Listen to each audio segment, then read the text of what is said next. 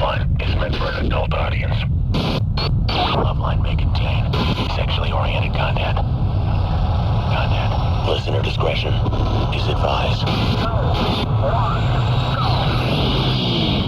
Adam Carolla and Dr. Drew. LoveLine, coast to coast. Hey, hey, hey! It's Fat LoveLine. Fat LoveLine? Oh, little fat Albert. Hey, he's Fat LoveLine. I'm Adam Carolla. It's Dr. Drew over there. Phone number 1-800-LOVE-191. Fax number 310-854-4455. Dr. Drew, board-certified physician, addiction medicine specialist, and still asleep. Yeah. I took a big nap today, too. Well, I took about a 45-minute nap, but I'm out of it, too. Sometimes, you fall asleep and you wake up and you ain't right. Oh, yeah. I'm there. You know what it's like for me? And I nap every day. I mean, was thinking about writing a book on napping, but I got too tired. Yeah, and I just went to bed. Put some teeth into that statement. Oh, man, he wrote the book on it. I wrote the book. You wrote the book on napping. And let me tell you what napping is to me. It is a roll of the dice. It is a crapshoot. Yeah. It is a chance I'm willing to take each and every day of my life, sometimes twice a day. Living dangerously. But it's like a metronome. Tick, tick, tick, and sometimes it lands to the right, and that's I spring up and I never felt better, and then sometimes it lands to the left and I am no good. I'm no good. I about 10 minutes to 9, I thought to myself, oh my God, I've never been tired this tired in my entire life. Yeah. I'm asleep till 10 o'clock. You're blurry. And in 15 minutes ago, my walks and go, what are you doing here? Well, it was great. Yeah, nobody was, I got here, I was running late tonight. Drew was running late. And as of 2.5 minutes before the show, there wasn't anyone in the building. Just a mic sitting there. Oh, man. And let me deliver a mixed message to the kids. Oftentimes, people tell you to drive slowly, that it's not going to get you there any faster. You want to get there in one piece. I made it in 12 minutes. Yeah, let me tell you, you haul ass. You get places in half the time. First off, I ignored 2 of those goddamn arrows. Oh, yeah. And blasted through 2 arrows and drove about 85 all the way over here. I found a way through an alley. Problem. You can forget around these arrows. I found a way tonight through an alley. Well, listen. The alley was, it's small. Yeah. I knocked the corners off some buildings. But good times. Yeah, they got a lot of left turn arrows here in Culver City, I imagine, to generate income, but they can kiss my ass. They don't mean ass to me. I'm tired. Let me tell you about something. I'm tired of trying to convince people. It's like I'm tired of trying to help people. Mm-hmm. People have finally burned me out. Yeah. We have on Sunday a show on ecstasy coming up, and a week from Sunday I think about the morning after pill. And you just sit there and argue with people not to kill themselves. Yeah, and I've been collecting data, and I thought to myself, screw it. People don't want to hear about this. I don't care anymore. You realize your life is just begging teenagers not to F themselves up. Yeah, don't harm yourself. Please don't harm yourself. Please don't harm yourself. Then I'm thinking, no, you're going to get pregnant. Come on, you're going to get AIDS. You're going to get AIDS. No. Put the gun down. You're going to kill yourself. You're going to hurt yourself. You're going to get pregnant. Yeah, you know what it is now? Screw you. Well, the insulting thing is, what do you think I'm doing here? And why am I here trying to help you if you don't really want to hear it? Well, I mean, Drew, you're here for a paycheck. Let's be honest. No, you know what? Yeah. Well, there's that. But really, when the end of the day comes, I'm trying to stay focused on helping people. And sure. Why? But this is they don't want to hear it. They don't want to hear it. Okay. Good. You do it. It's so painful to me to accept that. It's do what you want night on LoveLine. Wait, why can't we? Why would I come out against threesomes? Jealous. Yeah. Jealousy. Why would I want people not to smoke pot if it were good for them? Well, why would I want them not to do ecstasy? Because you're not cool. That's why. You're not hip. And then what? And what would my motivation be? What's my through line? More drugs for you. Oh, I see. So later, even that doesn't work. We're using the world's reserves of drugs, and you won't have any. That's my angle. That's why you want people to stop. You know what I'm saying? All right, just quiet down over there, please. And you're getting on my nerves. Mighty Mighty Bosstones are going to be here. Dickie and Joe Gittleman are going to be in here. Wah! Yeah, that's right. They're just finishing a concert in Anaheim, and they're flying over here. And if they do 55 or 60, it's going to take them 55, 60 minutes to get here. And if they do 85, they'll get here in 30 minutes. That's the message I'd like to drive home to my kids. I really would. I swear to Christ, I can get here in half the time. The more laws I break, the faster I get here. That's really the message. Sean? Yeah, Thank you. You're 23. Yeah, I'm just asking about the penis pumps that I see in the porn stores. Mm-hmm. What's the deal with them? What do they do and how safe are they? Well, you put them around your penis, and then you pump them, hence the name penis pump. Right. Well, what and, do you? Well, they draw blood into your penis, and it's working under the theory that your penis is a muscle. A muscle? Well, what I mean is it's like when you do curls, you draw blood to your bicep. You're working resistance. I mean, it's... All right, but the notion is that you're drawing blood to this area and that's creating growth. Is that what they put on those things? If there was like a package insert, that's what they would claim? Well, they can't explain it because it doesn't work. How about just, hey, it stretches it out? Well, that's basically what it is, but the way it stretches it out is I think, engorging it with blood, not vacuum power. See, or both. I mean, where's the blood coming from? Well, it's coming from your ass, you idiot. What do you think? What do you mean? Where it's coming from? How does that happen? I mean, whether they just by stretching it out, it just brings blood up or something. Yeah, it doesn't do anything. Where's the blood coming from when you get a boner? Okay, I hear this. Yeah, you with me now? Yeah, I got you. And here's the deal: is that the cavernous bodies inside the penis, there's two tubes that fill up with blood, and I don't understand. Those don't enlarge. I mean, they don't change. They're just these sheaths that fill up. Yeah. They're like balloons, and you don't stretch them. You can't build them, and you can stretch the soft tissue around them, in which you'd sort of have something hanging off the tip of these tubes, like an elephant trunk. If you really stretch things. Well, look, here's the deal, everybody. If you could really add significant size to your penis for a $39 item you can find on any corner, don't you think most men would have one of these? Yeah. Don't you think they'd be in use?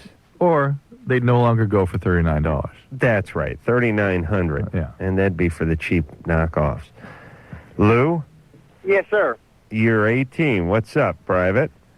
My aunt, my uncle's wife, we were going to, she wanted me to go to the mall with her. I said, yes, sir. I said, yeah, sure. Hold on. Yeah. Yes, ma'am. Your uncle's wife? My uncle's wife. Oh, Christ. Oh, no. You know? Hold on. Oh, holy Christ. What is he, is he calling on a citizens band, or what is that? Do you want to talk to him? No. And by the way, is there anything more confusing than my uncle's wife? Yeah, I was just going to say, why did he call? He started out with the aunt, and then now it's my uncle's wife. I'm guessing it's his uncle's second wife. Either that or just the fact that she was not related by blood. He wanted to clarify that. Lou? Gone. He hung up. Kathy? Hello? You're 36? Uh-huh. What's up? I have a 16-year-old daughter who's tried suicide 3 times, and they want to put her on Prozac, and I just want to know what's the pros and cons of Prozac. 3 times? Well, the cons would be if you don't have her depression treated, she'll kill herself.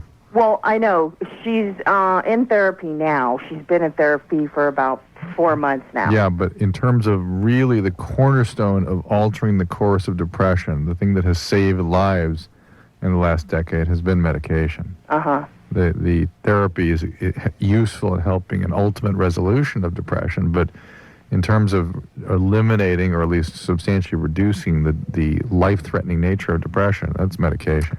Hey, Mama? Yeah? 3 times. Was she serious about it? Well, I guess she's 3 times she's been in the hospital for it. I mean, I've never had her really committed, but I'm... Wait a minute. Now, what do you mean you've never had her committed? Wasn't she held for 3 days? No, she's come home every single time. The first time was like with 84 aspirin. It's always been with aspirin, though. And so she's not admitted to the psychiatric hospitals? They ask her if she wants to be released, and she says yes, and they let her come home. Wow. And she's a minor? Yeah, uh-huh. Well, now she's in, right? Or she was recently in? What was that? She was recently hospitalized, though, yes? No, she's never been hospitalized. This is all like within the last 2 or 3 years. She took aspirin every time? Yeah. And how did you prevent her from killing herself each time? I just took her to the hospital. They give her the charcoal. She pukes it up. It's all become very mundane at this point, right? You know the routine, right? Yeah, but I'm afraid she's going to one day maybe succeed because she's like really severely depressed. And Yeah, she will. She will. Does she do it in such a way though where she knows you're going to come home and find her? Sometimes she calls me at work. But be that as it may, people that do that still sometimes kill themselves. Oh yeah. And I'm totally baffled as to why she's not been psychiatrically hospitalized. I have no idea. And or why she hasn't even seen a psychiatrist. Is that right? She's seeing a therapist right now, not a psychiatrist. She has an appointment with the psychiatrist on the 16th of April. Okay, all right. And he's the one that's going to recommend the Prozac. Well, you know that's the medication he's going to recommend? Well, that's what they always give her. I mean, she was on it once before, but she didn't take it long enough for it to do Well, no, wait a minute. I thought you said she hadn't seen a psychiatrist before. No, I mean, that was the one that was in the hospital that said, here, take the Prozac, but it wasn't anything like... Hold on. She was in a psychiatric hospital. No, he was in the emergency room. He came in. I see. He said, this is what you need to take for your depression, and I see. End of story. Okay, well, it may or may not be Drew, who's paging you? emergency room. Oh, Jesus Christ. Drew's got to give out some Prozac. Oh, okay. Oh, don't call him back, Drew. Stop that. Just stop calling back when people stop calling you. Hey, Kathy? Uh-huh. Why is your child doing this? Is there any abuse or molestation or any of that good stuff? Yeah. What happened? When she was 5, she was molested by a family friend. Oh, good times. Where's that family friend now? Oh, he got shipped back to Mexico. Oh, that's nice. Was he even from Mexico, or are we just punishing him by sending him to Mexico? No, he was. I see. Okay. Not a bad idea, though. Just ship people to Mexico, Mexican or not. That's my plan. Yeah.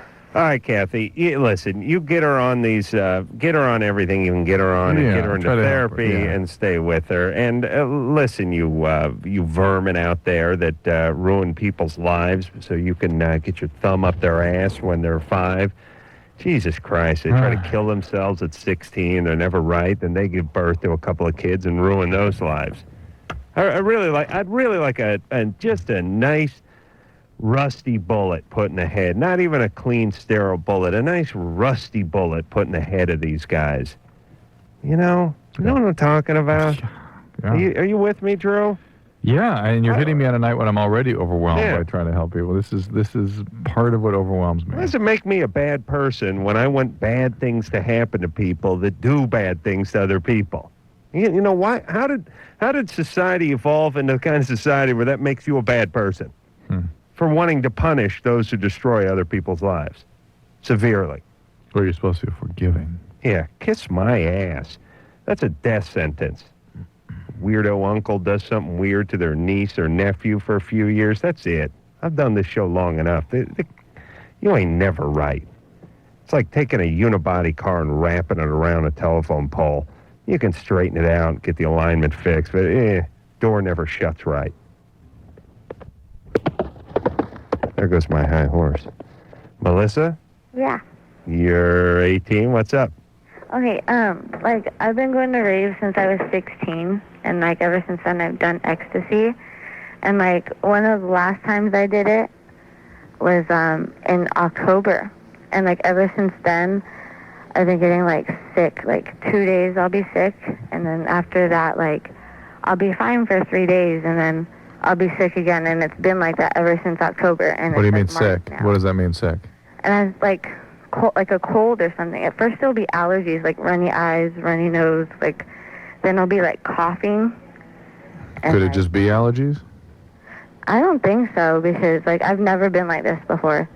And I was just wondering if it's because of the ecstasy and I don't. That's not something that typically happens from ecstasy, but allergies sometimes don't occur until they occur. You know what I mean? They don't come on until they come on. Hold on, let me And grab a once scratch. they're on, well, Let me grab a scratch. hey, listen, pad this for is that this is one. what I have to deal with all the time, which is people saying, "But this has never happened to you before." Yeah, you never had pneumonia until you had pneumonia. All right, hold on, slow down. Pneumonia. Never had pneumonia until you had Point is, pneumonia. sometimes allergies when they kick up, stay with you. No, we don't have it anymore. You might want to try like down the street at another gas station. Okay. Sorry, I'm at work right now. It's just I've been like, I work late, and I always tried to call you guys, and every time I got off, like I was never able to get in. You just did a nice little PSA for ecstasy. Hey, you may want to try another filling station. At 2, you got to start talking through the bulletproof glass. We can't hear you. Hey, Melissa? Yeah. All right, easy on the drugs, baby. Okay. It's going to screw you up. Okay. All right, no more ecstasy. You get yourself a nice gig you get out of that gas station, right? All right? Okay. All right. All right, bye. All right, good times. You know, I notice at the, you know how I hate everyone who works at gas stations? Yeah. All those crazy steel-eyed foreigners. That's here in Los Angeles, though. Oh, maybe only in L.A. They just look at you like they want to jump through the glass and slit your throat because you want a pack of cigarettes. Like you really... Here's the whole thing. Here's what you get out here in L.A. When you go to the window at the gas station, it's as if the guy was in the middle of some kind of international chess tournament and you started banging on the glass. He was like right in the middle of a move, and you just came up and tapped him on the shoulder. You've never seen guys more disturbed by customers in your life. It's like they look up. They're usually reading something, and they look up and they go. They're like they're either sleeping, watching TV, or reading, and they always turn around and look at you like, "Oh Christ, not you again! Didn't I sell you a gallon of gas and a quart of milk just 2 weeks ago? What the hell are you doing?"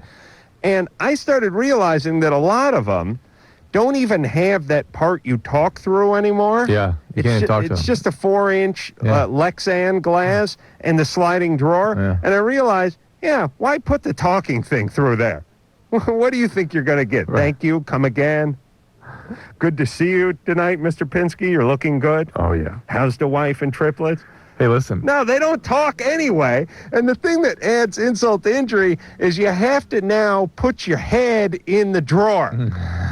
Yeah. You have to, like, lean down and put your head in the drawer. That's for them to tell you what change, how much you owe them. Snickers bar, pack of Marlboros, and a Pepsi Light. Yeah. Pat. Now you're guying the guy. No, not. Yeah, no. Yeah, no. Yeah. Then the guy just stuffs it through the drawer and he just looks at you. I like the move too when you could be parked in a Rolls Royce out front there. Nothing's getting in that drawer till they see some cash. That's the other move I like. They just sit there. You're reaching for your wallet. They're sitting there looking at you. It's like, there ain't no way I'm dropping these M&Ms into that drawer until I see some green stuff. Because, you know, they could drop those peanut M&Ms in there. You make a break for it. Next thing you know, the place is shut down. I mean, they can't absorb that kind of hit, you know, in inventory. Then they slide the thing through, and then they just slide a change, and they just look at you. Just like a grouper through a fish tank. Oh, yeah. No, not a grouper. Grouper's a nice fish. Barracuda. Just stare at you with those evil, steely barracuda eyes. You ready to go here, Drew? Yeah, let's go. Yeah. Listen, I know Drew's in a frisky mood tonight, and so am I. But I can tell you, all you L.A. gas station people, just please drop your horrible attitude. Please. Adam, there are certain cities in this country where all people at service desks have that attitude. I found one last week in Cincinnati. I was at an Omni Hotel in Cincinnati. You're going to attack Cincinnati, the whole city of Cincinnati now? Yeah, it was pretty bad. You've never been there. Made Cleveland look like paradise. Tom, you're 20.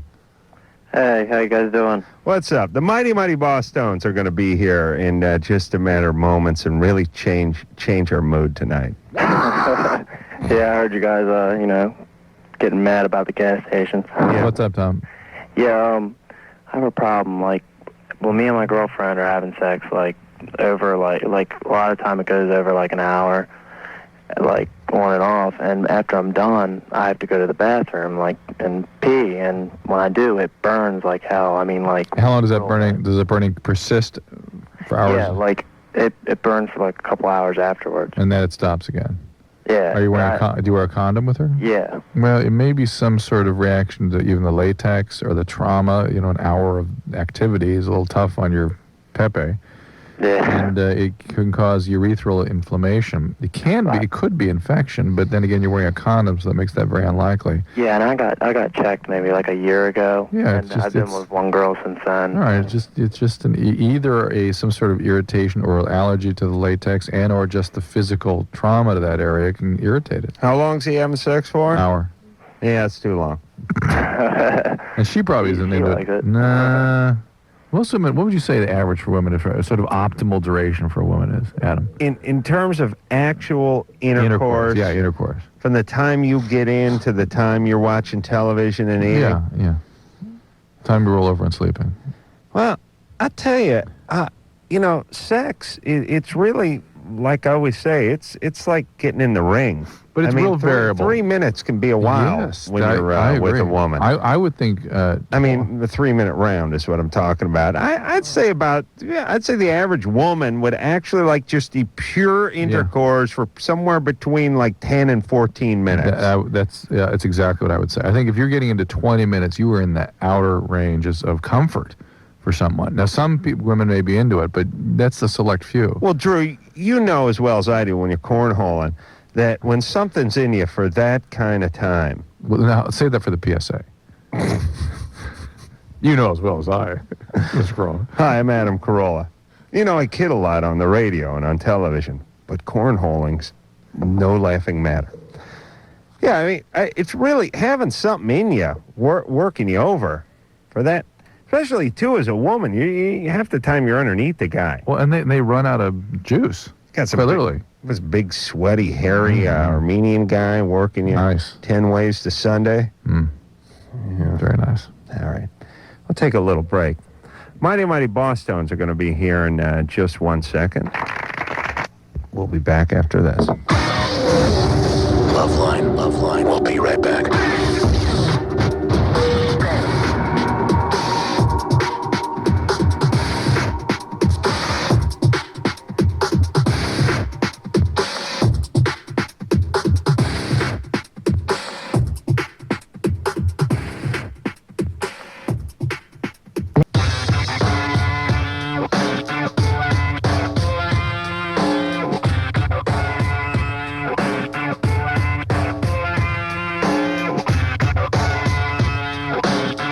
Hi, this is David Allen Greer, and you are listening to LoveLine with Adam Carolla and the one and only Dr. Drew.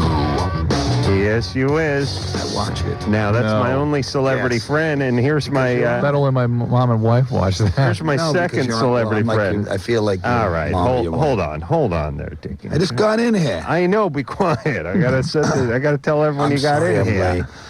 Well, you guys had a gig tonight.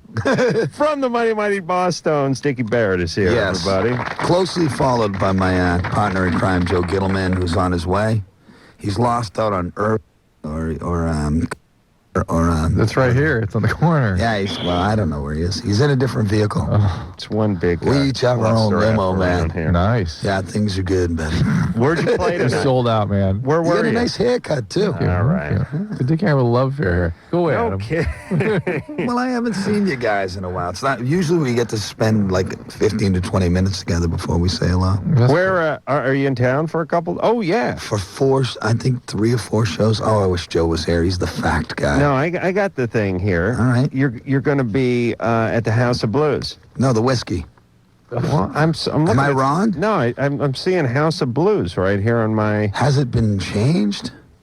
Well, here's the good news. The whiskey is only a couple blocks from the House of Blues. So if you I go... hope Joe's only a couple of blocks from the radio station there because He knows, huh? yeah, he will fill us in. He'll be boom, boom, Okay, boom. but Friday, Saturday, and Sunday, yes, those are the 3 dates. yes.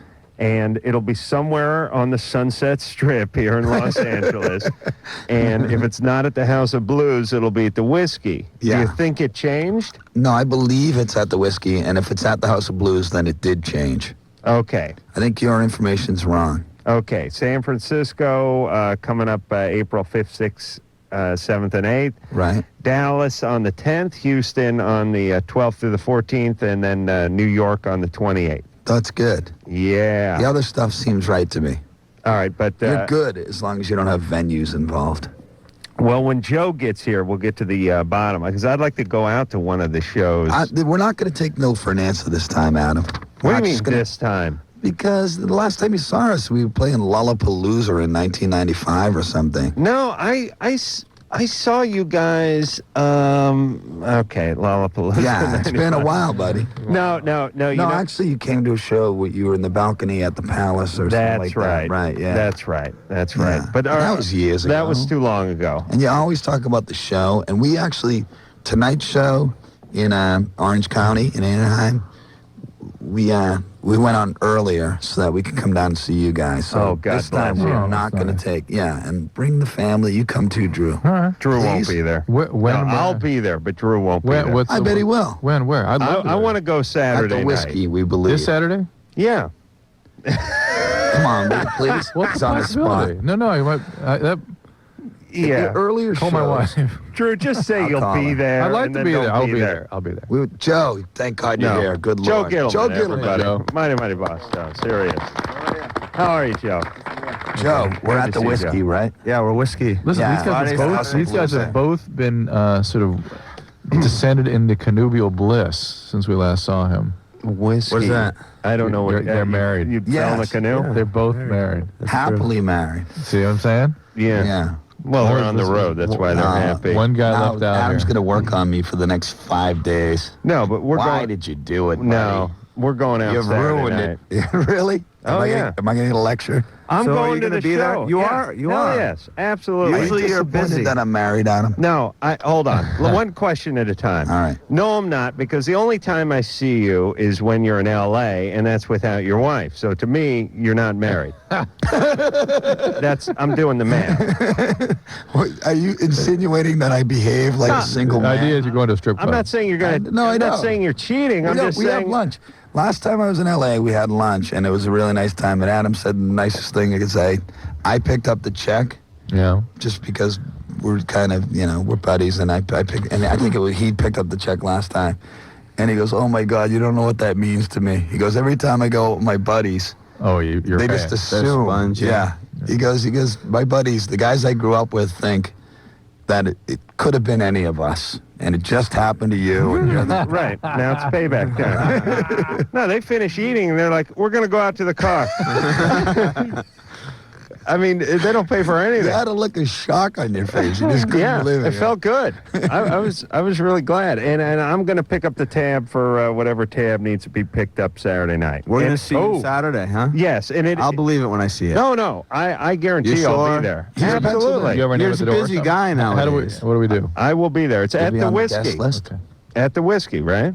Yeah, Yeah. the Whiskey, Yeah. Saturday Yeah, night. but All right. Yeah. Voodoo Glow Skulls. Hoodoo Voodoo Oh, We Do. really? Oh yeah, we like those Yeah, guys. good guys. That's right. Yeah. Who's bringing you out on stage? You. That's right. Is that what you want to do? Yeah, I'd like to do that. Really? not a problem. Can you do a few minutes of the funny stuff? Yeah, I'll do my A Yeah. material. Do you have any new stuff? No, I don't have new stuff. the old stuff. Yeah. Carpentry stuff. A lot of carpentry and Yeah, Ford oh, jokes. geez. So that And when he masturbation. comes in with Yeah.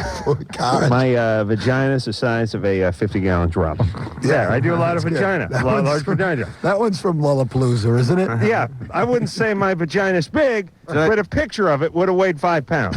That's Did I Yeah, miss that's the my good mix, Lollapalooza but It's story? timeless. That's Yeah. the thing about the vagina stuff you do is timeless. It's like, who's on first? I'm going to be there Saturday night. I guarantee it. I'm going to bring, I'll bring a couple guys from the Man Show. Bring a few guys down there. Jimmy. I'll see if Jimmy can ditch the old ball you and bring chain and Danny? show up. The bear guy. Daniel will go. Danny's always good to go. Yes, he's the Yeah. executive producer of the Man Show. We'll make a little party out of it. What do you say? All Into right. it. We got to Good take a call. times. Yeah. Oh, wait a second. Oh, still getting put on hold there. Why don't you take this one? Mm-hmm. Jamie, Hello. you're 20.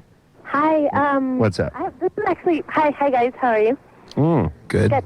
I had 2 abortions actually when I was younger, when I was 17 and 18. Good times. Yeah. And yeah, I was I'm just waking up, stupid. Adam. It's good.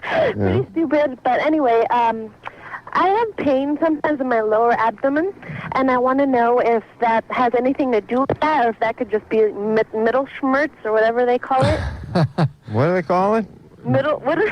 Well, what is listen, it called? it's the middle schmerz, yeah, but it is more likely to be other things than something related to the abortion. I mean, it can be ovarian cyst, it can be endometriosis, it can just be normal period kinds of pain, inflammation. It happens not often, maybe. Well, yeah, kind of often. But here's my question: when was the last time you had a pelvic exam? When I was 18. All right. Well, so, come on down. Yeah. So this could be an infection. It could be a lot of things. There's so many other things that it could be than something related to the abortion. Get your pelvic. You're sexually active. You've got to get that done every year. Could be cervical cancer. Oh, yeah. Maybe you'll luck out and it'll be cervical cancer. Oh, my God. Could be Your sour tummy. But now Gas. we'll Could be gas. Could it be gas, Doc? Drew, how come nothing's gas anymore? Yeah. It used to be gas. The vapors. Yeah, the vapors. What about that? Yeah. Got vapors and gas. Sure, that happens too. And the abortion, would that affect my chance of having children in the future? There is a slightly increased risk of fertility problems with each abortion, but it's not, Well, it's not it's not substantial. happening risk again. grows greater. I can tell you that. Yeah, it's not substantial, though. It's not Is that a physiological thing, or is that God punishing you? both? Is he a little each? God through physiology, yeah. Oh, I see. God commanding your body Yeah. not to function. I see. Oh, okay. That's how it works. Ben, Yeah. you're 16? Yo. Adam, man, you're God, first off. Thank you. I know. Second off, I know. Joe and Dickie, Bosstones, you guys are the best. We're Thanks, Ben. God's little helpers. We like to Yeah, call man, They're ourselves. the little cherubs that float around God. Yeah, and that makes Drew who? Yeah, I saw both your shows last week in Chicago. Hail Satan. You were in Chicago, huh? Yeah. it's Were you fun really? down there. Chi-Town, the Windy City? Yeah, those are some good shows. Do you have any kind of problems and just make something else up to get through? No. It says love the Bosstone on the thing here. Oh, really? Yeah. You put a fan through? Yeah. Yeah, we nice normally doing don't that. do that. Would like to For help you somebody. guys, we do. Hey, what? Can I use some of your time, dude? And thanks for the praise. I'd like to ask. I was reading in a magazine, Drew, about if you do these exercises where you actually flex the muscle between your. Kegel exercises. You heard about that? I read it in the Maxim No, I've magazine, never heard or of one of the men's magazine. Yeah, Kegel. Yeah. Have you heard of this? Yeah, Increases your We already stamina. discussed this. We talked and about you're the tired of me classes. You asking. heard of a Fender amp? Because I've got the Bosstones doing them Yeah, 3 we're doing times it. a day. Oh, they're 3 sets Team of Kegel. calisthenic Good. style. Are Is that they, good? Does it are they work? regaining control of their orgasm? Yeah. Or How many better hours am I orgasm? on the show? Because I might do my Kegels here tonight. And I can That doesn't offend and I can anybody. spot you if it gets too Yeah, tough. and that's what we're doing. We team up and we Kegel. Come on, you can do it. Yeah. 10. Everybody has a partner. Are you doing Check. flicks? You have to Are get you doing, in there. are you doing flicks or squeezes? Or We're both? doing 20-second squeezes, and we're not up to flicks yet. No flicks. Okay, No. yeah. How's We're the hoping to flicks work? someday work the flicks. How do you What are you flick? on, Doc? Flick is the 1, 2, 3, 4, zoom, zoom, doing With this real your, fast. is it No. you just puckering your ass? Basically, it's puckering your ass. It's contracting the muscle you would use to interrupt a flow of urine. And, you know, If they you're always trying to say pee. that, but I, you know what I use to interrupt the flow? Your I use hand. my hand. Yeah. To me, Well, then, I don't think you can do the exercise, but I got the guys on. We're doing, We're getting good at it. yeah, we're doing 20 sets at 20 seconds. Yeah. I'd like And this You're will gonna be work. snapping We walnuts hope pretty that by soon. the time we get home from the tour, our wives will be very happy. And Yeah. are you doing these, Drew? No. Ben, are you doing them? Not regularly. I'll tell you, the interrupting the flow of urine is something that would pay dividends, because I do a lot of drunken parking lot urination. Yeah. And there's a lot of security guards. You know, the headlights come around the corner and you're You gotta- leaking on the fender of the Yeah. Explorer. And you got to just cut midstream and try to get the fly up without Yeah, leaking put down it your away. leg. Yeah, that could pay off. Should we hear Bosstones Sure. song? Absolutely. Who picked out Someday, I suppose? Is that for me? Yeah, you like If I was picking favorite? something for you, I'd have picked Rascal King. I love the Rascal Actually, King, too. but I really love Someday I Suppose. All right. All right. So we're going good. into the classics, a little classic rock here on K-Rock. I love this song. Here we go, from the Bosstones.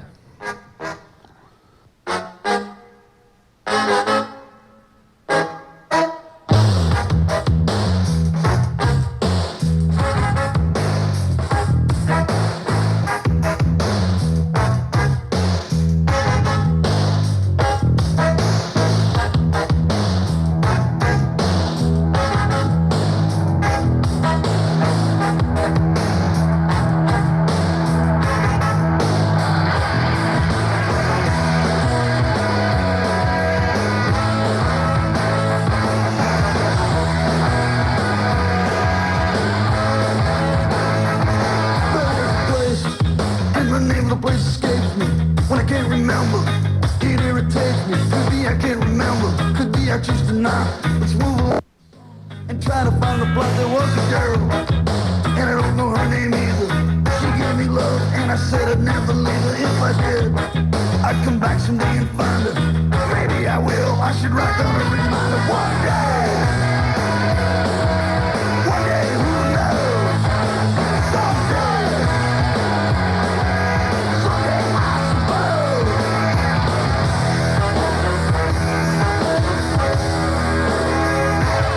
There was a verse that I was gonna write, I haven't yet.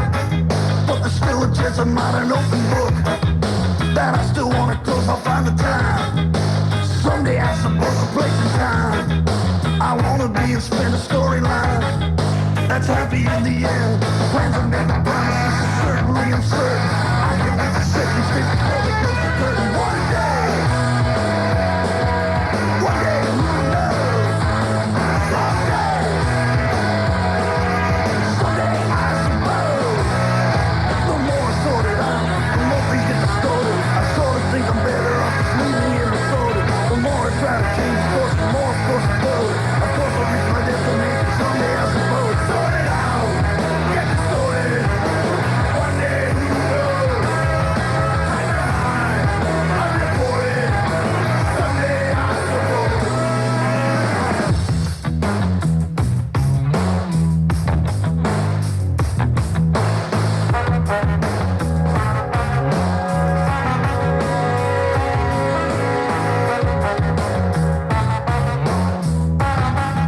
There was a place, and the name of the place escapes me, but I can't remember.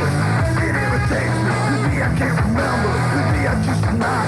Let's move this song along and try to find the plot. There was a girl, and I don't know her name either. She gave me love, and I said I'd never leave her. If I did, I'd come back someday and find her. Maybe I will. I should write down a reminder. One day, who knows? Someday, someday I suppose. The more I sort it out, the more things get distorted. I sort of think I'm better off just leaving it assorted. The more I try to change the course, the more of course it goes. I'm supposed to reach my destination someday I suppose. The more I sort it out, the more it gets distorted. I sort of think I'm better off just leaving it assorted. The more I try to change the course, the more it goes. I'm supposed to reach my destination.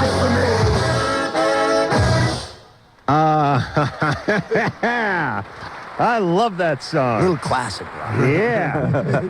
We're going way back to the Bosstones. Next we got one from the Outlaws, High Tide. Phil Greengrass.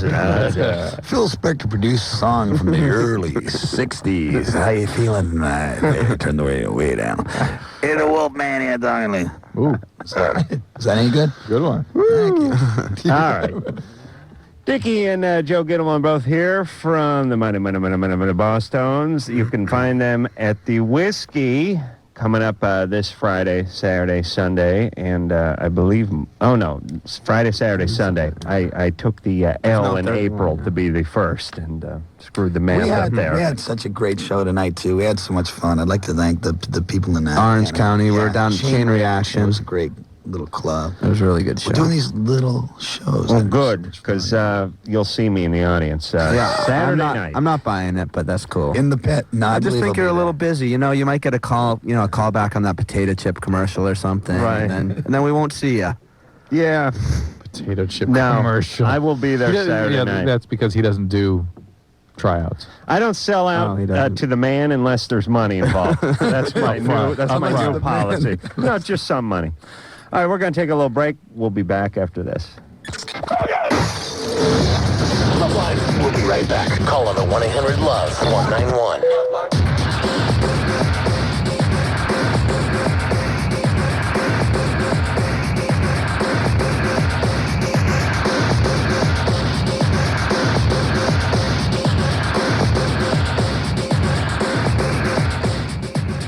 You're listening to LoveLine on Outrageous Talk Radio, 100.7 The Buzz.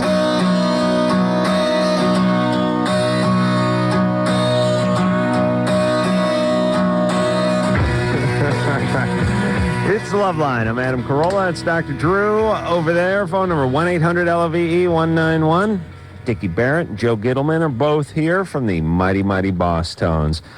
3 fabulous nights here in town at the Whiskey. That's Friday, Saturday, and Sunday. I'm going to be there Saturday. Hopefully Drew will be there as well. And then San Francisco, 5th through the 8th. Dallas on the 10th. Houston, 12th through the 14th. And then in New York on the 28th. Do not miss them. This is a great live show, and that's why I'm going. All right, let's hop back to the phones and speak to Jessica. It's 21. Jessica? Hi, Adam. Hi, Dr. Drew. Hey. Before I address my question, I wanted to comment on something you guys discussed earlier. Mm-hmm. Excuse me. If a man only made love to me for 10 to 14 minutes, I'd be pretty unhappy. Yeah, but actual intercourse. Actual intercourse, I would guess that the typical woman prefers 30... No. Yeah, no. but as you women have no way of estimating time or distance.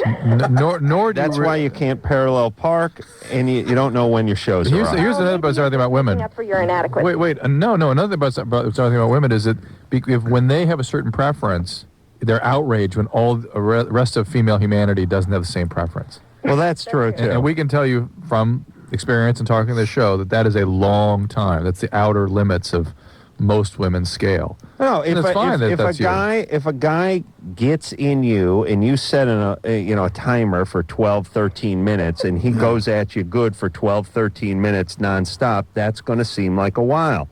Well, I actually watch the clock, and maybe I'm just a freak, a bigger freak than I thought I was. You are if you're watching the clock. Stop watching the clock. You're a freak if you're watching the clock. It's not about being a freak. It's just that's your preference, and that's fine. Yeah, and by the way, I'm good for longer than 12 minutes. I'll do 25, 30 seconds of oral sex before the actual intercourse. What about Sting? I'm sure you're excellent, Adam. Sting had to cancel his last tour because he was getting it on. Yeah, he's doing it for 10 hours? 6 months. 10 hours, I heard he's doing it. He can do it. He can do it for 10 hours, but only if there's a sitar player in the corner. What about lunch? I can't cause. There's nothing in the world I can concentrate on for 10 hours. Sting hooks himself up to an IV. I guess. What's that? I'm just one of those all-night nymphs, I guess. I think you're looking for Sting. Okay. Well, what's your question? Anyway, I called because when I've normally dated guys my own age throughout my teenage years, but when I was 19, I had an affair with a college professor of mine who was 49, and ever since then, I'm only attracted to men over the age of 40, usually between 40 and 50. I've only dated men those ages. Let me ask a couple questions. In these all-night encounters you have, do you actually have orgasm? No. Yeah. Well, I did. I had an orgasm just recently, but before I never did. Right. Yeah, this is somebody who can't get satisfied through sexuality. This is somebody searching for something.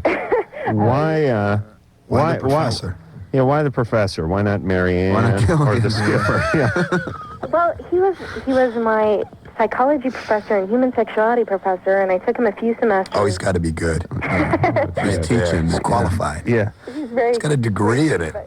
Now, he and then like halfway into it, he flips you over and he goes, now this one's called wheelbarrow. And notice the technique here.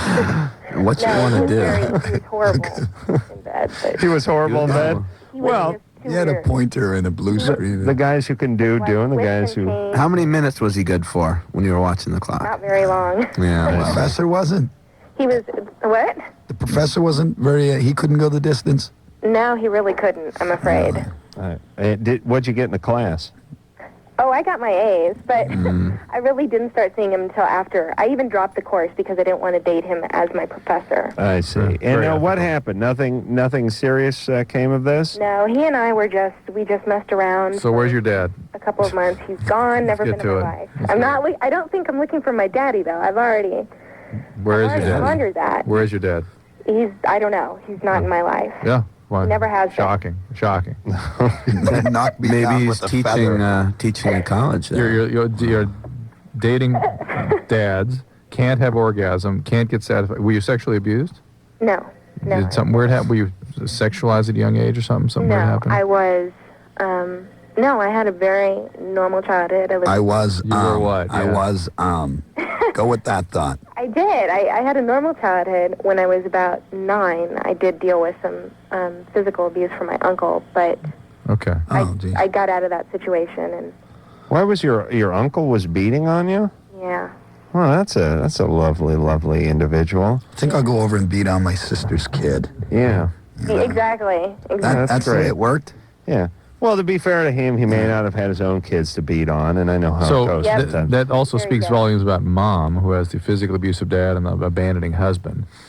They got a divorce before I was born, so I never met him. And my uncle also abused her. It started with him abusing my mother, and then it turned on me. There's a lot of stuff going on here. Yeah. A lot. That's a full plate. Have you gotten any therapy? No. Okay. This is you need to work some of these things out. So dating guys twice your age is not going to solve your problems. Well, I see. The thing is I'm dating somebody now who's 41, and it seems I don't know how other people view it. It seems to me like it's very normal. I don't ask these guys for anything I wouldn't ask of somebody my own age. What the hell does that mean? I'm sorry? What the hell does that mean? No, it's like when I see everybody insists that I'm dating these guys for money because all the men that I've dated have been very successful, usually high-powered, and it's not like that. I treat them just as I would somebody my own age. I'm very fair, and I don't know. What does that mean? What does In that circles. I don't know. Hey, I just wish Jessica, you'd get off my back for my 15 minutes.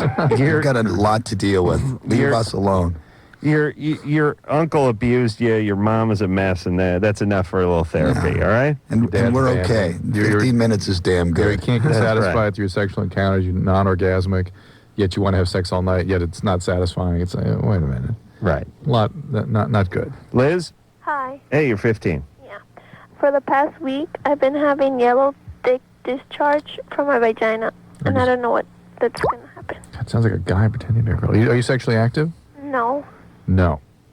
You're not sexually active. Is there any burning or pain with this? Yeah. What's the matter? I don't know. Are you crying now? No, I'm not crying. Are you on the toilet? No. You're one of those bizarre Johnny Quest villain nationalities that we can't figure out? No. You've never had sex. I'm not trying to be funny. Are you having this discharge right now?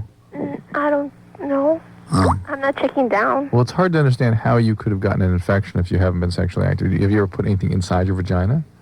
Yeah. What? A dildo. Well, sure. So, is it your own? I mean, you weren't sharing it with anybody? No. Okay. Drew, is there some Have sort of to dildo ask. exchange program Well, that we don't know dildos can about? work as a fomite, clean, if you know. Clean dildo program? All right. Where'd you get the dildo? From my friend. Yeah, why do I think this is bogus? Yeah, this is fake. I don't know. Yeah, this is fake. All right. Hey, Liz, go to the gynecologist. That's what you got to do. We love you. We love you. What was that? Was that a 15-year-old dude? That's what I thought. I think That's it a good was. voice. See, I thought it was when I first answered Hello. it. Doing like a kind of sort of Asian, in between yeah. nationality voice? Yeah. Interesting. Got his first dildo. He got on. through security though. Oh yeah, very stringent here. All right, we're gonna take our phone screener's nipping off a flask as we speak. Hello, I'm 15. Dickie and Joe are here for the Mighty Mighty Bosstones. Take a little break. We'll be right back. LoveLine. 1-800-LOVE-191. We'll be right back.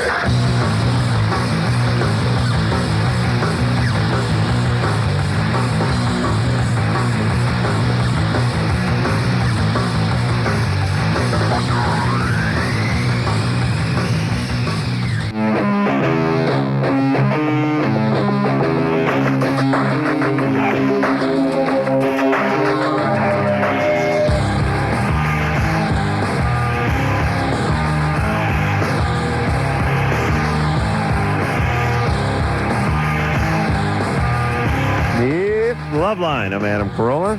That is Dr. Drew leisurely strolling into the room. Joe Gittleman and Dickie Barrett are both here from the Mighty Mighty Bosstones at the Whiskey.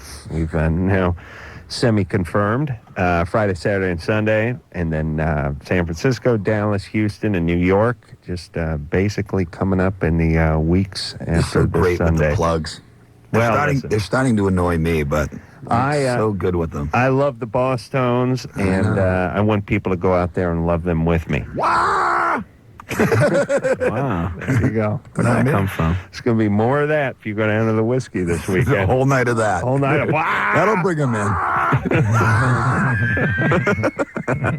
Where the hell did that come from? I don't know where that came from, but Lord. it's you. Jennifer? That was my prostate examination. Could you play my prostate examination one more time? Wow! Oh, God, I hated that. The memories come flooding back. Jennifer, hello. Were you in Boston last week? I was in Boston last week, and the weather was spectacular. It was beautiful. It's cold again, though. And what is going on with the dig? The dig is right near my house. Oh, and my it's amazing. God. You know what the sad thing about the dig is, and I'm not going to, because it's my city, but it's the biggest, it's the most money from the federal government. It's like $40 billion or something. Yeah. They've been digging since I was in college out there. Yeah, this is a huge underground When I look at the highway dig, they're it makes putting me in go, Boston. play that again. No, the wow. There you go. See, All right, what's sad about the dig, Dickie? Sad is the amount of money the federal government has put into it, and it's way over. But it's like anything, you know. It's that kind of the red tape, the bureaucracy. It was interesting that they're afraid now that the highway used to separate the what's the Italian area? North End from the rest of Boston. They're afraid now that when you're going to be able just to infiltrate that area without a street, and it'll sort of be yuppie eyes. What are you saying? It'll lose its ethnicity and No, right. It's not going to. They're talking about gardens and hotels and everything, and Mamma Mia, they'll be fine over there. Jennifer? Yeah. You're 23. What's up? Well, I've had an interesting question I hope you guys can answer. I have trouble having orgasms without manual stimulation when me and my husband have sex, and I was wondering if I was hypnotized, if that could help me. Yeah. You can be hypnotized into orgasm, but it won't change your overall sort of physiology, which is that you need that kind of mechanical direct stimulation, and that's Before, though, without my hand. yeah, but it's all normal. It's all good. You're actually better than average with what you're describing. How'd you do it without your hand? Well, the first time I didn't know what was happening to me. It was wonderful, but after that it kind of got like mind over matter. It didn't work because I was thinking about it too much. Oh God, that's a girl thing. Yeah. Think about that. Yeah, they think about it too much and they freak themselves out. Why do they even have to think? You know, it would be so much better off if that didn't happen. Well, because for their orgasmic function, they actually have to have a functioning central nervous system. They need a brain to make it work. One of God's many cruel jokes. Yeah, the man can be brain dead and still be just fine. Yeah, and nicely, happily, happier, better. If you're in a coma and a nurse gave you oral sex, would you have an orgasm? Oh yeah. Oh, you would? Oh yes. Well, let's try that. We can work that out. Give me that mallet. Well, it's actually a coconut. Jennifer? Yeah. What would you like the hypnotist to do? He'd like just tell you that you could have the orgasm? I've never been hypnotized before, but I'm hoping somehow convince my subconscious to have an orgasm when me and my husband are having sex without me having to do anything. I imagine hypnotists would claim they could do that, and I bet even sometimes they could, but I don't think it's something that would be a permanent alteration. Hold on a second. All right, now listen to me. Listen to me very closely, Jenna. Shh, quiet. You are getting sleepy. Stop giggling. You are getting very, very sleepy. You want to have an orgasm right now. I have a skill. I do have a skill. No, you don't. I don't. No, you don't. I have no skills. Sorry, Dickie. No. All right, Jennifer. Listen, just, do you have one during oral sex? Once with my husband. I really don't like oral sex. Really? I'd rather do it than You got a receive it. sister? That's No. great. No. I'd like to breed you. We could breed a super race of woman who doesn't like oral sex. It'd be great. What a wonderful world. What a utopia.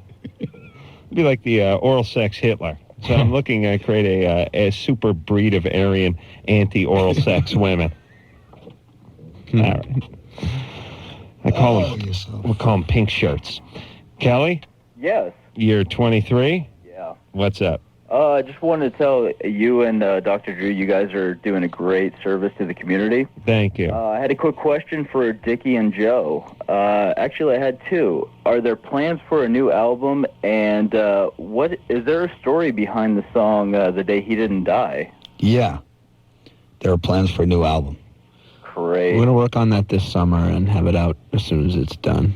And The Day He Didn't Die is about my uncle who passed away 2 years ago, going on 3 years, the day before Christmas. And he, you know, I mean, people talk about people who have passed away as being unbelievable, and you make heroes of the dead, and you know, but this guy was truly an amazing man, and he was inspiration to me in so many ways, and he was a huge part of the Barrett family. And unlike me, he was the polar opposite of me and the family. I'm way down here, and my uncle was amazingly good and really great, and he lived an incredible life, and he was an incredible man. He passed away from cancer. Thank you for asking. Yeah. Well, I'm going to see you guys in Petaluma. I can't wait for that. How do you pronounce that? Petaluma. Petaluma. Phoenix Theater. Ever been there, guys? Yeah. Where is it? It's north. San Diego? Oh, no. It's up north. North of San Francisco. Near San Francisco. Yeah. Oh, no. It's past San Francisco? Is it near Pantaloon, Dick? They basically just go there and grow weed, right? Oh, Well, we're a little south of that. That's left of Humboldt County, but yeah. well, unfortunately, we feel the effects here.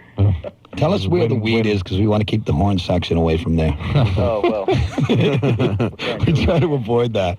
I know. Is it the horn? Is it the close association to the bong that attracts horn players? I don't know what it is. The pot so much. Yeah, They just want to put something up to their mouth and suck on it. Just something they like. I think it's the long history, you know, you go back in time. Birdman and all the heavy drug-using horn players, you know. Check this out. Weak. You know, I was flashing the fact the only time we ever hung out with your whole band was in Florida. Do you remember this? Oh, that was fun. Yeah, we were there for that MTV thing. Oh, this bake sale thing, yeah. And we just ran into Same hotel? Oh, yeah. No, I think you guys were bringing somebody on stage or something like that. No, you guys were down. It was for DC. it was that was Florida. It was no, in Panama I hung City. out with you guys in DC. Panama. There? We're in Panama City doing some kind of MTV Spring Break thing. Spring Break. Oh, good And Lord, you never. guys were out there doing Spring Break too, but not on the same bill or not the same day. I was so miserable, and Dr. Drew actually counseled me. I was like, I don't want to be here. I hate it. He's like, Dickie, don't worry about it. You're I not remember selling that. out. We were all miserable, too. I thought you were selling out as well. It was nice of you to come out of your misery and help me deal through mine. Yeah, we just sat down in the sports bar of the hotel and ate and drank. Until that dude came up to you and goes, I got to buy you a shot. Oh, that dude. You're like, no, look, I'm all set. I really don't need a shot right now. Dude. Do Do We're a doing shot. a shot. I worship you. You're my man. I think you're the best. Yeah. Hey, look, I'm all set, and it's nice of you to offer. Sure. Dude, do a shot. You're an asshole. Yeah. Did he really? Yeah, he turned on him. All of a sudden, because he wouldn't do the shot. He's like, all right. Drunken guys are, it's really, that shot makes you blood brothers, is the way a drunken guy looks at it. I go, I don't want to tell this. No. Okay. I set it up. The whole reason you guys had to revive me in when we were at HFS at the big concert in D.C. a few years ago. Remember when I remember stumbled into your dressing room and I was green? I'd been vomiting. Yeah, all day. Yeah, that was that dude do a shot. But you know what was funny is I did a shot with the guy and then the bartender went, dude. we're doing a shot too. And then I ended up doing a shot with everyone in the place, and I ate some soft shell crab or something. I was just heaving. Oh, I get the same thing all the time too. But it's not only do a shot, but you got to do a shot with them arm on your back. And That becomes a lifelong story of I was drinking with Dickie. Yeah. Or I was out with Adam having some tossing a few back. Right. That's what that becomes. The story really is I wasted $5 on Adam. He doesn't remember me, and he wasn't facing me when he did the It usually shot. happens in a bar I'm playing, and I'm like, you don't understand, man. They're giving them to me for free here. You're wasting, dude. I want to buy you a shot. All right. Well, Saturday night, everybody at the whiskey. I'm buying you a shot. Dude, no, I'm buying you a shot. Don? Hi. Hey. Thank you guys so much for taking the time to talk to me. Like, I really appreciate it. All I right. have 2 questions. Uh-huh. One, I was wondering, okay, I go tan at the tanning salon, right? Mm-hmm. And the guy there, because I know that, like, skin, I guess it causes sun cancer and, like premature aging, and it's not soft when you, like, get older. It's all leathery and stuff. Right. Mm-hmm. Okay, I was wondering, but he's telling me that, like, there's different rays of the sun, like A, B, and C rays. There is, and at times there's been at least schools of thought that perhaps the tanning booth had less of the damaging rays, but there's also been times when people thought it's had more. So it probably, in the end, will be about the same as sun.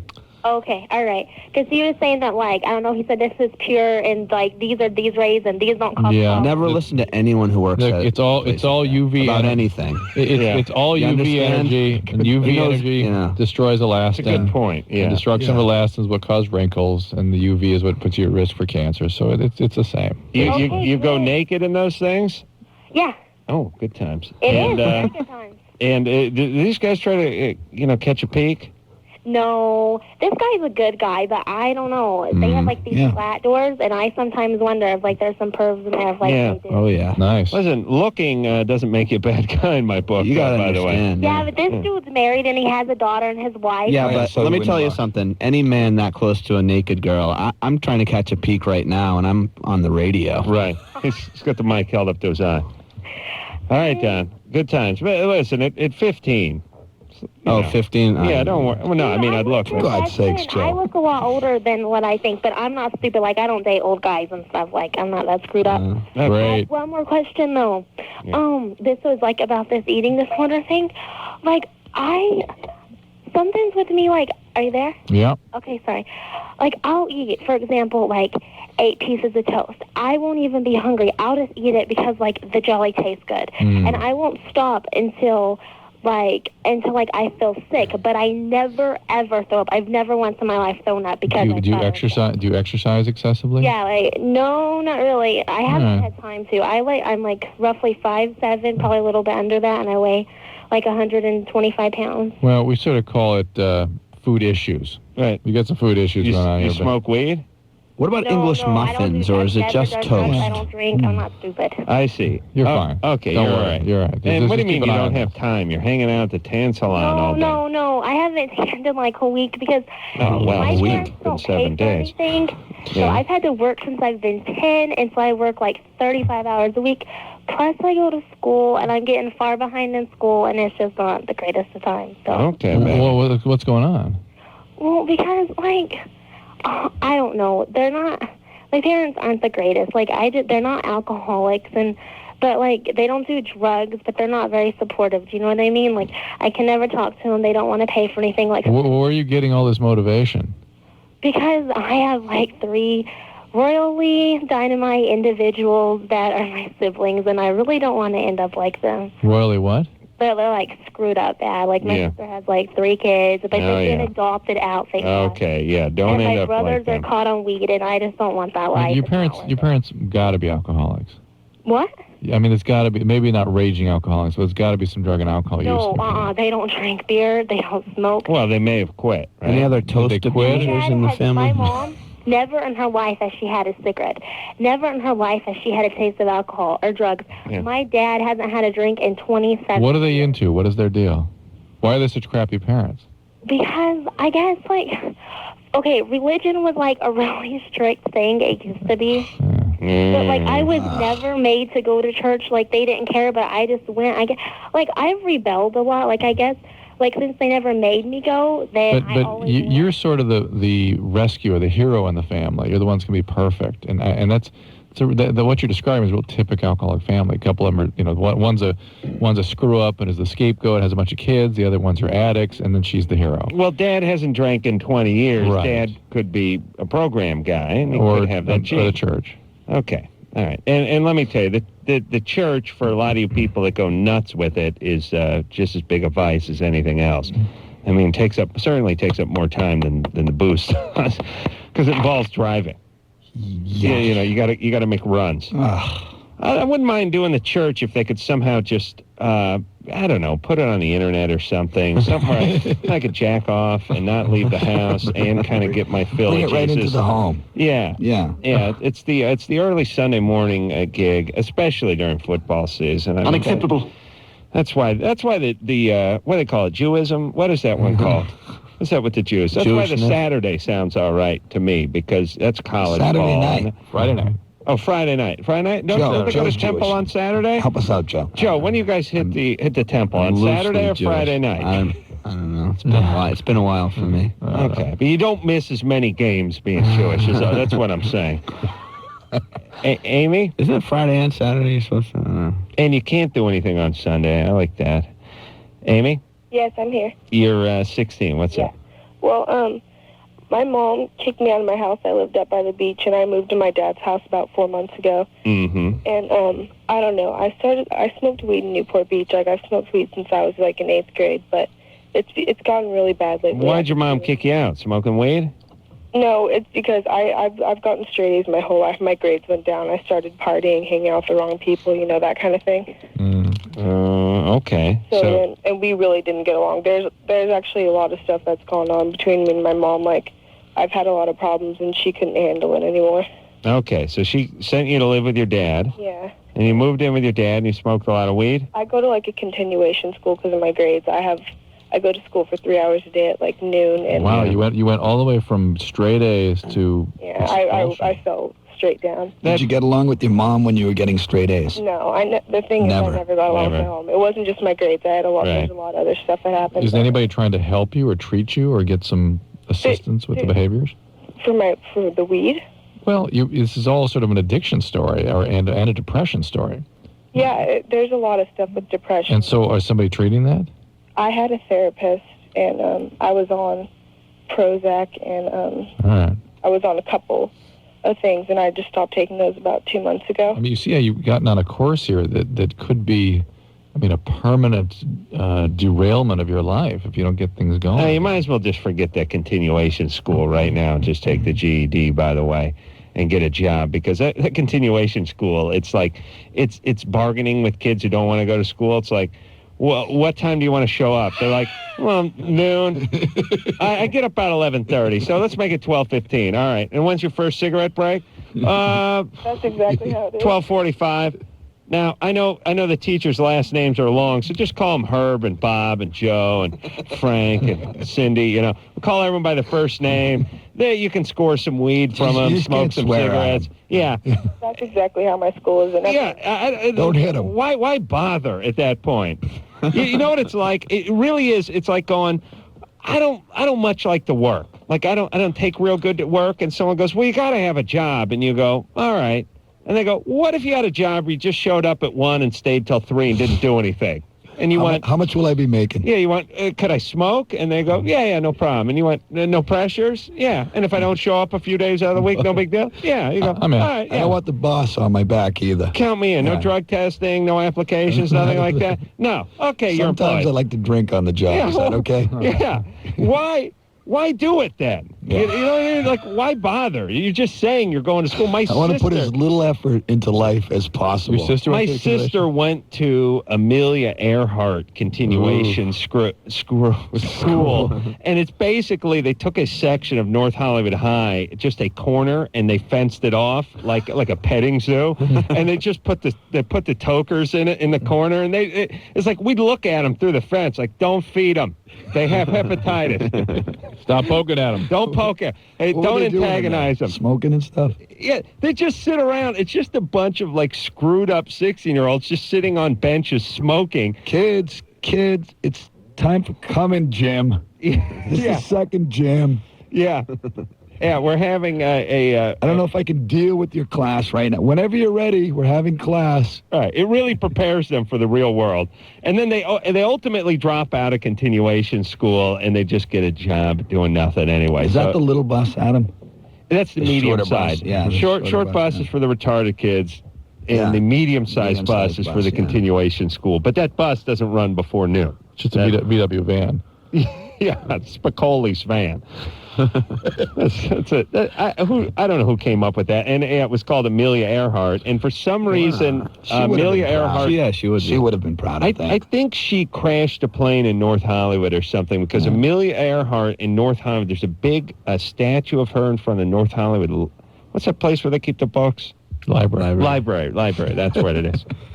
It's a house where they keep the books. Triple X. Oh, no, that's the magazines. I'm sorry. All right. So, did we answer her question at all? Yes. What's you need to do? I don't know. Get a GED. Just say what you need to do, Drew. Get the GED. she Forget finish- about the continuation thing. Get a job and stop the weed. Yeah. Listen, she's been smoking pot since she was a young adolescent. There's overwhelming evidence that can really make you a affect, moron. well, more than that, it actually shrinks certain parts of the brain. Brain that you 9 need. times out of 10, what would you say to this?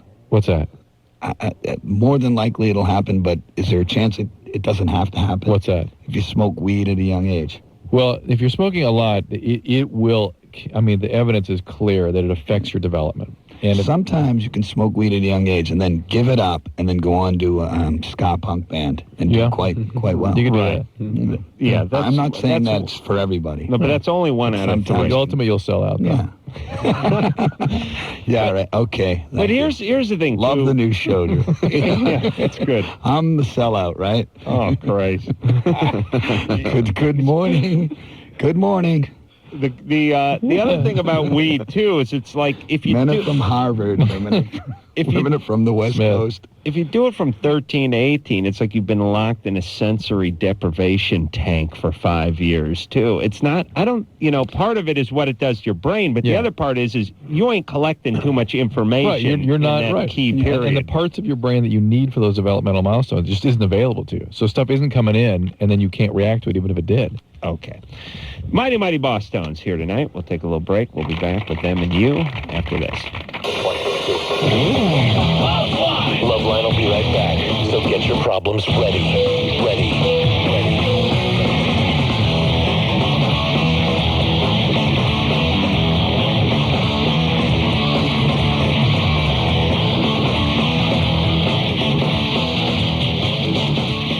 You're listening to LoveLine on Outrageous Talk Radio, 100.7 The Buzz.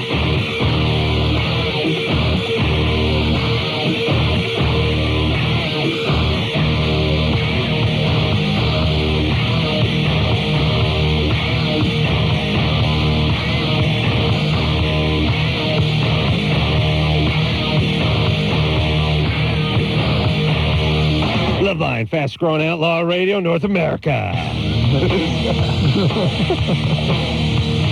That rocks. That was good radio. Yeah, what was that? Who was that band? That's Metallica, isn't it? Is it Metallica? Yeah. Oh, yeah, it is. Yeah. I didn't recognize the riff. That's, well, you enjoyed it. That's why you didn't know it was Metallica. No, I like Metallica. All right. Yeah. You're such a big fan. You didn't know I can walk, man. No, I'm not going to drag Metallica through the mud here on your show, man. All right. No, I actually, we've never had Metallica on this show, but I have run into them at an event or two, and they're very friendly and very complimentary. Have you ever heard our version of Enter Sandman? No. Why don't you load that up off Skacore for the next one? Do we have it here? Yeah, it's on Skacore, right? Did we bring it? Oh, no, it's on that other thing. No, it's on the Where'd You Go EP. Where'd You Go EP. Never mind. All right. Joe, run back to your office and grab the Where'd You Go EP. Joe Sib, our manager's here. So we don't have that, but we do have kinder words here. Oh, we do? Oh, is that what it is? Yeah. We have to listen to it. What do you want to hear? Let's hear something else. Drew's kind of down. Yeah, he's a little Some 20-something kids gave him a tough time today. you want to? I know, but I thought maybe kinder words could make him feel better. The Bosstones will cheer you up. Bosstones would cheer me up. Really? Oh, yeah. Yeah. Drew, don't ever change. Yeah. All right? And don't stop caring, honestly. And keep fighting the fight. Yeah. Yeah, the Don't good fight. to Adam. Now, can I ask a question? Yeah. Whatever you do. When the kids were giving you a hard time, were you wearing your PJ bottoms like No, you are right now? it's just for radio. Okay, because that might be a bad things, idea. Yeah. Right. Yeah. Maybe a little vulnerable. Drew was lamenting during the break to Joe and Dickie that No, I wasn't. Not he was a little necessarily. down. He was a little down. The point he was making is like, when he's looking at these kids and they're like arguing with them and they're talking back and he's like, what is in it? What do I gain? What do they think his angle is? His motivation is. Why are they so skeptical? Yeah. Why are they killing the messenger? Why do they? Right. Yeah, I understand they choose to do other stuff, but why dismiss everything I say as though I'm saying something that's trying to manipulate or be untruthful? You don't make more money, or they're not members of your immediate family, and there's nothing you can really. That's sad. Gain. So with that being said, I think you're probably right. Well, Drew, you do, part of it's your livelihood, right? What's that? You got that $55,000 SUV and the $2 million home. That's part of the battle. It's part of the He reason got that to get up from in the knowing morning. things. Yeah. I'd look at a man like that and say he must know something. That's right. Look where he is today. Just tell him about when you're at like a college lecture and. No. Like, Drew's having a tell bad it. enough time. That's all right. You can tell that. Tell that story. I'm saying, for those of you who don't know it already, Drew is a very sensitive guy, and if there's 3,000 people who give him a standing ovation at the end of one of our college lectures, and there's one freaked out chick who comes up and attacks him while we're signing autographs, Drew's night and weekend is ruined by the one girl. He won't stop talking. He won't stop talking about it all the way home on the plane, and he's absolutely devastated that he will focus all of his energy on one person. And what do you do? I yell at the one person usually and tell her to haul her fat ass. I usually, it's like, listen, Townie, because I know you ain't going to any university. Haul that fat ass back to the trailer. Back to the photo mat you've squatted.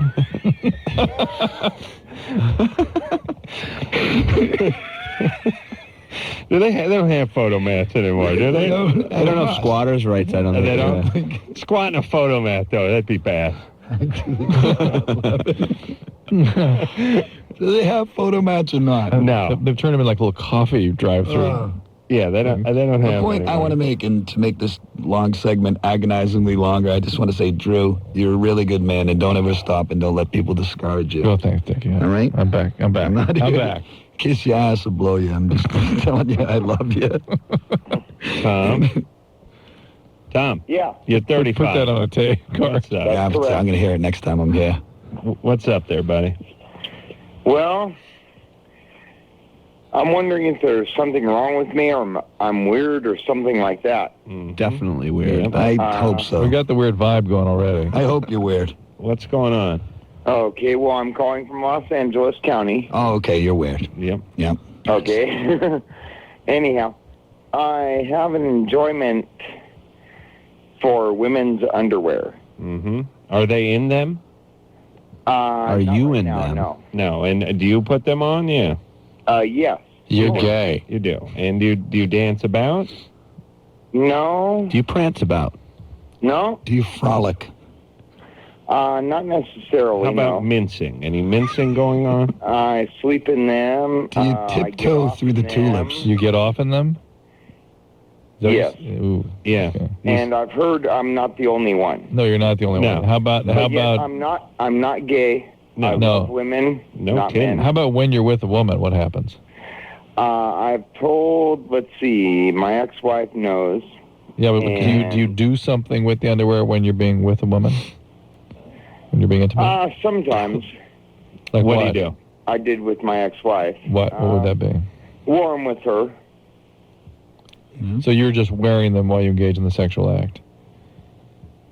Yes. Yeah. And alone. I'm living alone right now. I'm divorced now. Yeah, shocking. No, these like big old bloomers, or what are we talking? Let me get a visual on thong this. on. Yeah.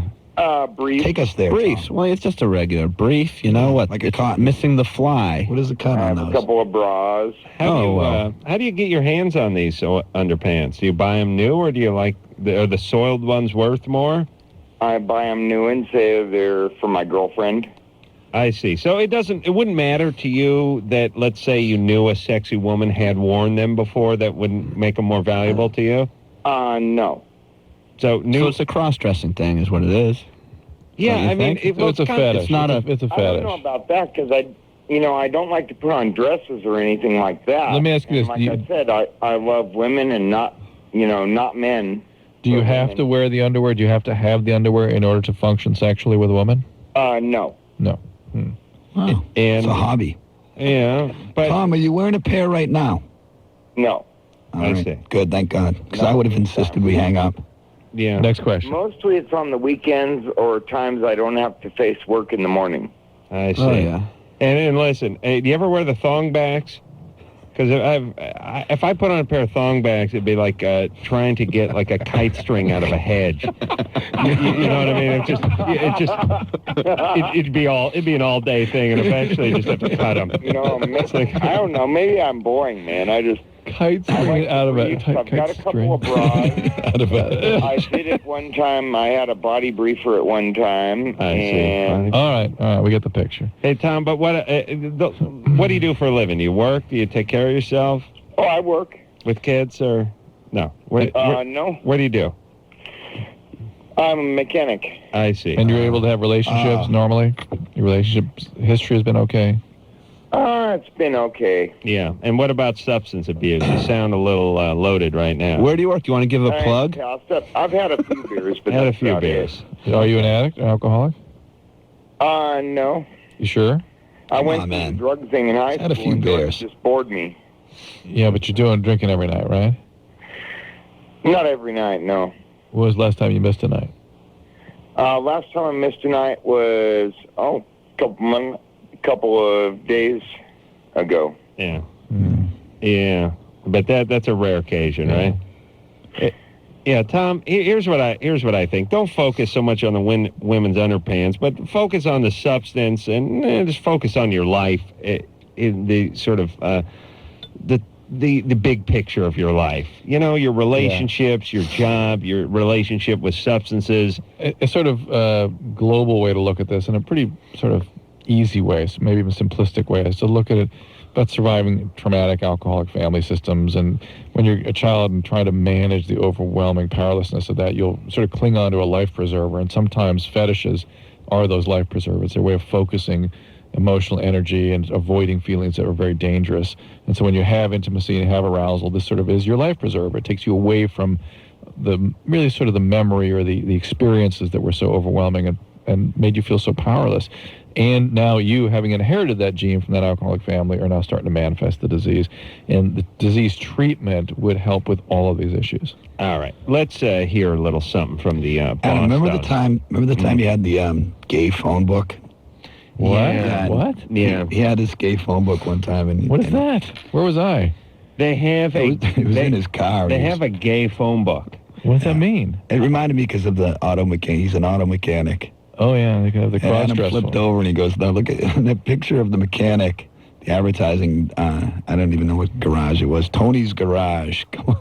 The guy has like axle grease on his nipples and his pants around his ankles, and it's like Bob Johnson, attorney at law, and the guy's got wood, you know, and he's wearing a G-string. I swear to God, the gays, no bones about that. I mean, the gay, you know what the gays are? They're men who like other men and don't care. Watch out. Who they going to offend? The gays? This one was an auto garage. It was a auto body shop or something. And it was, and the picture was the guy in the little leather hat and everything. And he's going, I wonder if the guys that work there know they're being advertised in this. No, they absolutely don't. No, I mean, this is the homosexual community is what the world would be like if women were actually like men.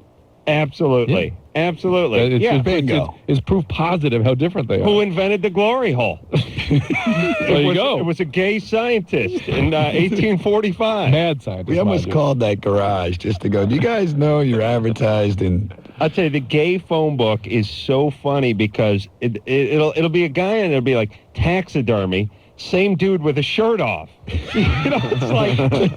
and you look it up in the regular phone book and it's like straight. I need a guy who can make a set of dentures and short nose. There's another dude with a shirt off. It's like, there's a bunch of dudes in their underpants just advertising regular jobs. services. That's great. We laughed for like an hour. I was crying. Everything we looked at. I got to get hold of the 2001 gay phone book. It's get great. another one. It's worth hours of laughter. All right. I think we'll take ourselves a break. Then we'll come back, hear something from the Bosstones. You know what I'm saying out there? Adam and Dr. Drew will be right back on LoveLine.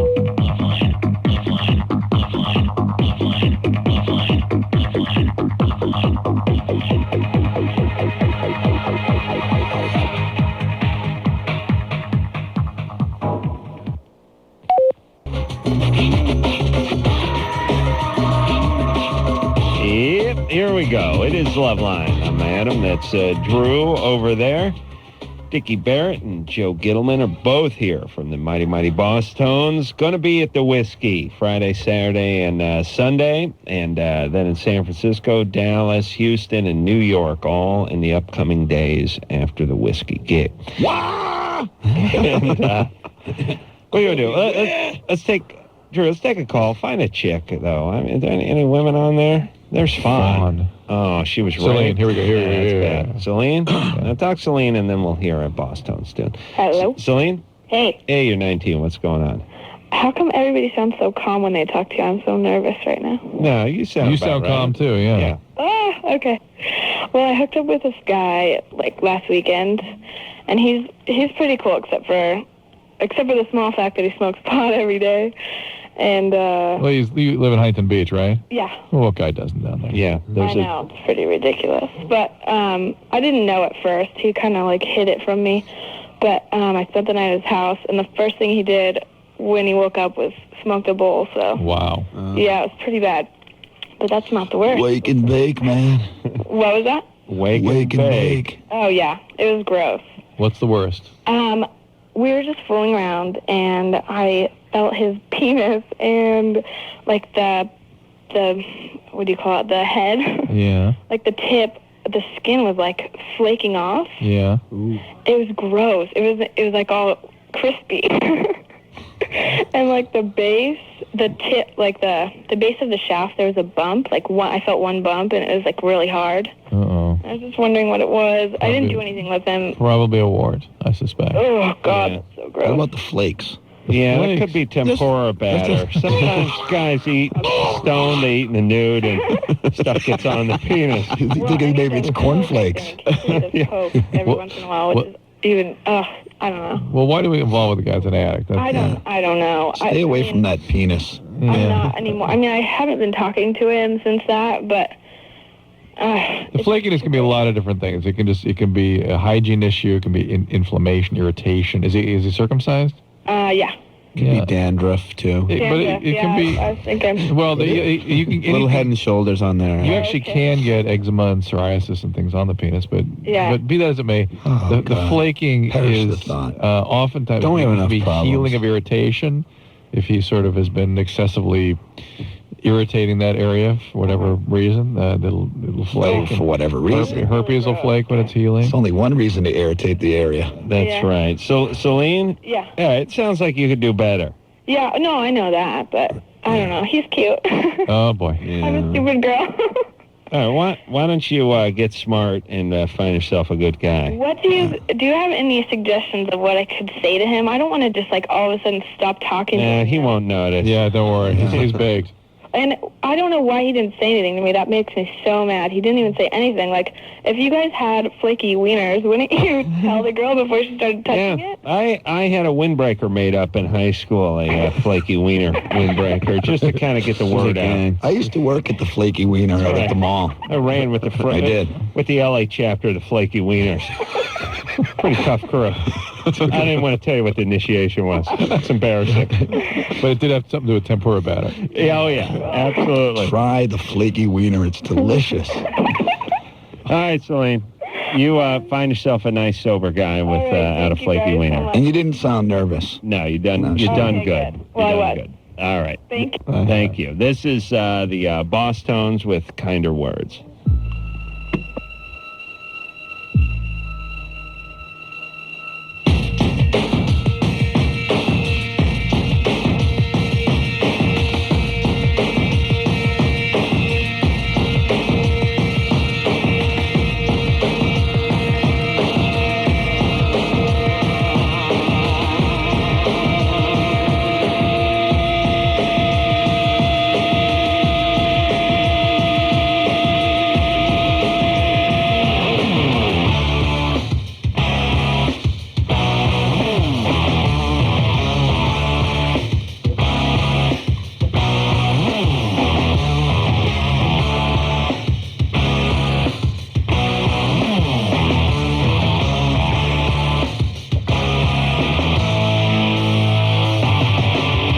Looking out for losing tempers, I'm filling up with rage or anger.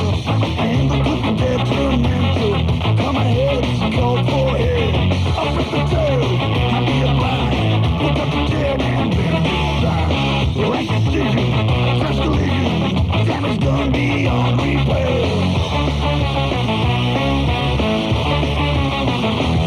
Kind of words here we could fix. A kind of place right to the trick. But you heard me. Well, that needs to stop. Kind of words here we could choose. We kind of got a lot to lose. Before they say we need that to drop. Along with now might spell disaster. A selfish one might spell it faster. Let's relax, review the facts. For all involved, that might be best. Oh, well, the difference might be made. If honest moves could be delayed. We'll sort it out and we'll talk about just what it was that caused this mess. Kind of words here we could pick. A kind of buzz might do the trick. But you heard me. That's the worst thing we could do. Kind of words here we could choose. We kind of got a lot to lose. Watch what we say. Don't walk away. Let's see it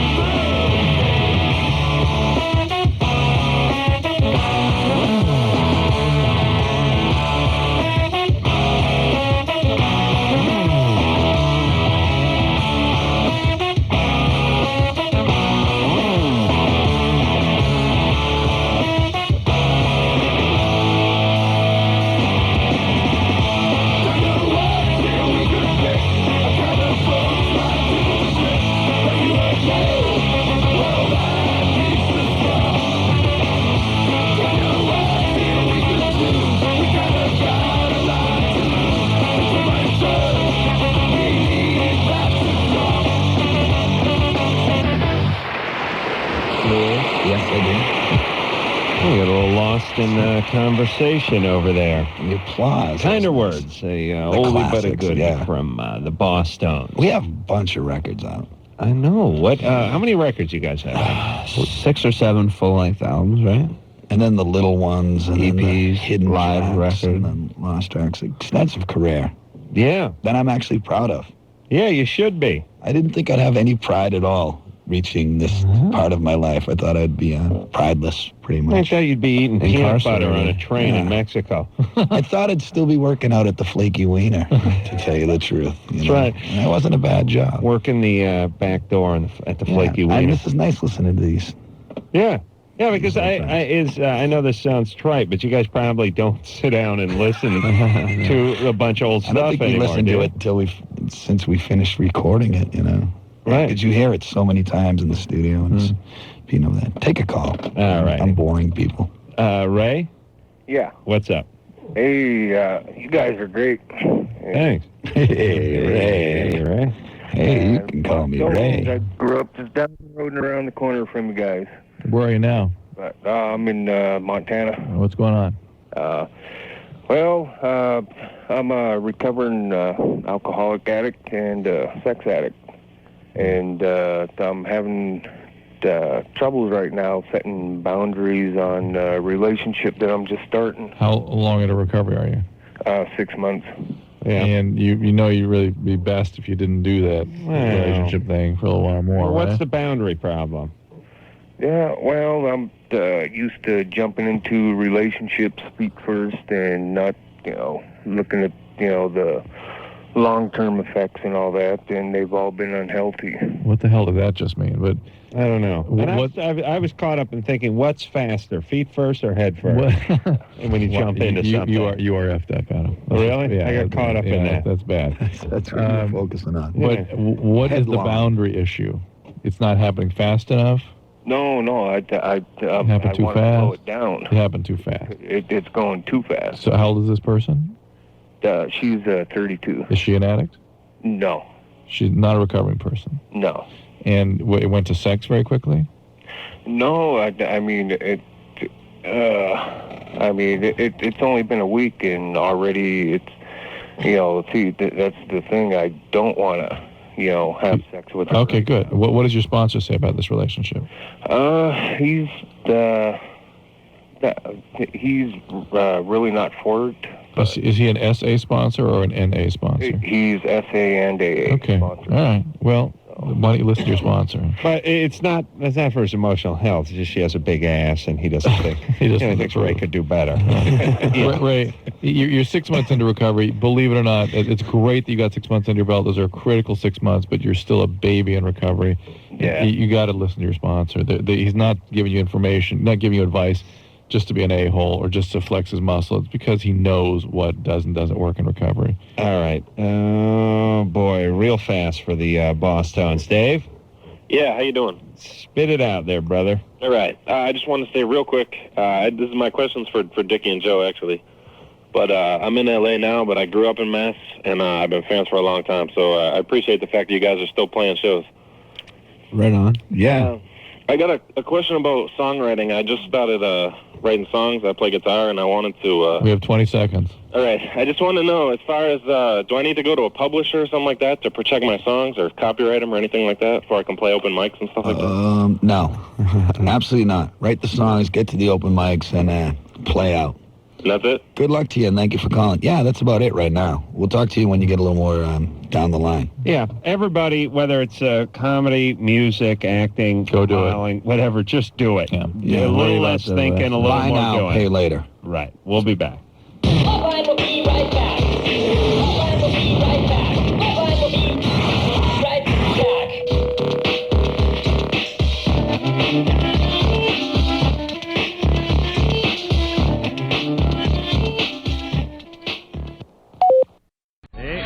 It's LoveLine. All right. Well, there you go. Another. Which station is that? All right, off the air, guys. Come on, let's hash that out off the air. Bosstones, everybody. Whiskey this weekend. Such a Nazi, man. Friday with Phoenix PX. Oh, really? Yeah. Oh, Saturday with the Voodoo Glow Skulls. Sunday with Flog and Molly and the Sentimentals. Good times. Those are Madcaps playing on Friday. all be great shows, and then San Francisco, Dallas, Houston, and New York in the days and weeks to come. So look out for the Bosstones coming to a town near you. Thanks, Dickie. Thanks, Joe. I always do that when I hear the schedule. And until next time, it's Adam Kroll for Dr. Drew saying mahalo. I used to work at the Flaky Wiener at the mall. This has been LoveLine. The opinions expressed on this show are not necessarily those of the staff, management, sponsors, or this station. The producer for LoveLine is Ann Wilkins Ingold. LoveLine is a presentation of Westwood One Entertainment.